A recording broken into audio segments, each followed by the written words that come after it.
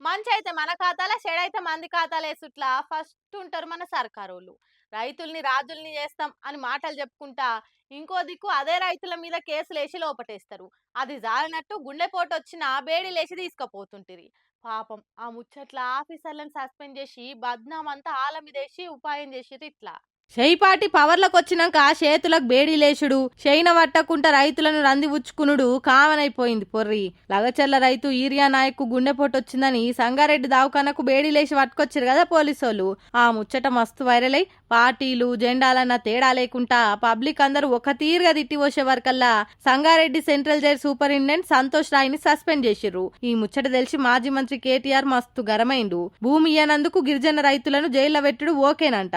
జైల్లో పాపం వాళ్ళని చిత్రహింసలు పెట్టుడు కూడా ఓకేనంట.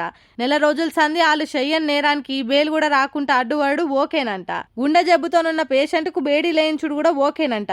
చేసే దరిద్రపు పనులన్నీ రహస్యంగా చేపించి ఇప్పుడు కెమెరాల ముంగట దొరికిపోగానే ఆఫీసర్లను బలి పశువులను చేస్తున్న రేవంత్ నీ నిజస్వరూపం రాష్ట్రంలోని అందరికీ తెలిసిపోయింది. ఇప్పటికైనా క్షమాపణలు చెప్పి కేసులు రద్దు చెయ్యి, రైతులను విడుదల చెయ్యి అనుకుంటా ఎక్స్ లా గట్టిగానే ఆడుచుకుండు కేటీఆర్. ఇప్పటికే బెటాలియన్లలో ధర్నాలు చేస్తుంటా ప్రతిపక్ష లీడర్లని అరెస్ట్ చేసి స్టేషన్లు వేసిన ఆడ కూడా కానిస్టేబుల్ వాళ్ళతో కష్టాలు చెప్పుకుంటా సర్కార్ పతార ఇంత పల్సగా అవుతుంటే మీదికెళ్లి జైలు సూపరింటెండెంట్లను కూడా సస్పెండ్ చేసుకుంటా హోంశాఖని ఆయన తానే పెట్టుకుంటా రేవంత్ రెడ్డి సమాజానికి పోలీస్ శాఖకి ఏం మెసేజ్ ఇవ్వాలనుకుంటుండో ఏమో పొర్రి.